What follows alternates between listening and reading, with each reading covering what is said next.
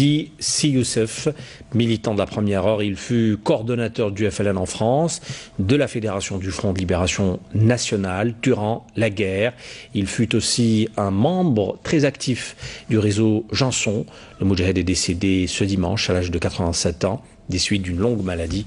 L'Organisation nationale des Moudjahidines, l'ONM, lui rend un vibrant hommage et présente, tout comme le ministre des Moudjahidines, ses condoléances à sa famille. Ahmed Haddad avait également connu les souffrances de la prison en France. Ces témoignages ont été recueillis il y a quelques années de cela par Halim Maouchi. C'était un 17 octobre 2010. À 82 ans, Haddad Youssef accepte pour la première fois de témoigner face à une caméra, car sa timidité et sa grande humilité l'en ont toujours empêché. C'est pourquoi il a fallu insister longuement pour convaincre l'homme de répondre enfin favorablement à notre sollicitation. Pour nous, ou plutôt pour la postérité, ce révolutionnaire de la première heure revient le temps d'un entretien sur son long parcours. Mon militantisme a commencé à l'âge de 16 ans, et à Constantine, la ville de Constantine.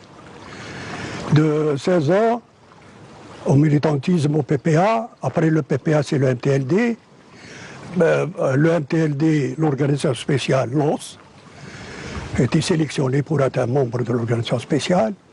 De l'organisation spéciale est venu le CRUA, j'étais membre du CRUA. Une énergie tellement débordante qu'elle finit par conduire le jeune militant alors dans les geôles françaises quelques jours seulement après le déclenchement de la guerre de libération nationale. En 1954, j'étais arrêté le 6 novembre et j'étais condamné à 18 mois de prison. Les autres frères à 2 ans ou à 3 ans. Moi, 18 ans, 18 mois. Alors j'ai fait la prison de Constantine, la prison Serkaji et la prison Barwaguia. Après avoir purgé sa peine, Youssef Haddad s'attendait alors à être transféré dans un camp d'internement, mais le destin en a décidé autrement. À ce temps-là, tous les éléments du PPA ou de la résistance ont été arrêtés et emmenés au camp. Dans les camps, ils ont créé des camps en Algérie. Heureusement pour nous, les gendarmes, paraît-il, après, on a appris qu'ils ont eu un accident.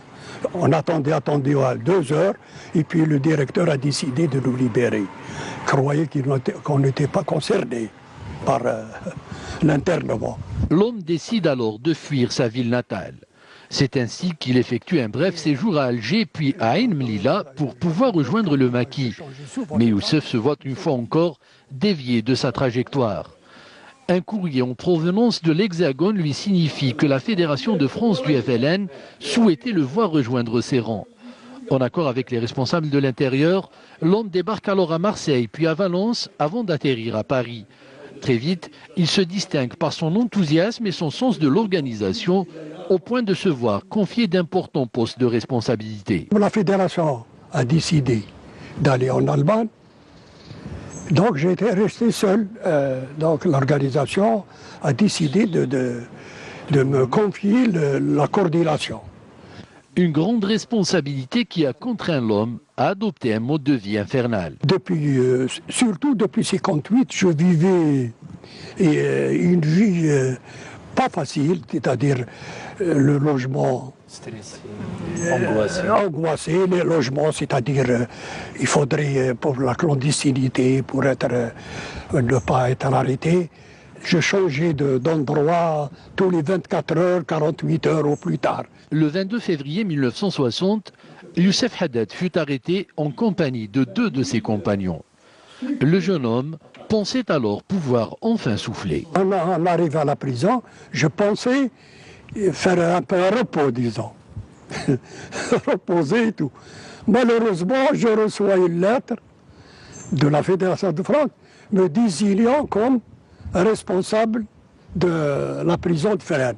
L'homme finit alors par comprendre que le combat qu'il a choisi de mener ne pouvait s'arrêter qu'après l'indépendance et même au-delà.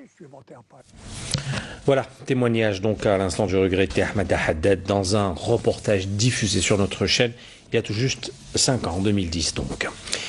Les éléments de l'armée ont saisi durant ces dernières 24 heures d'importantes quantités de carburant destinées à la contrebande au niveau des zones frontalières du pays. Opération dans le cadre de la sécurisation des frontières et la lutte contre la criminalité organisée à Aloued et Tlemcen, notamment à Tamanrasset. 11 contrebandes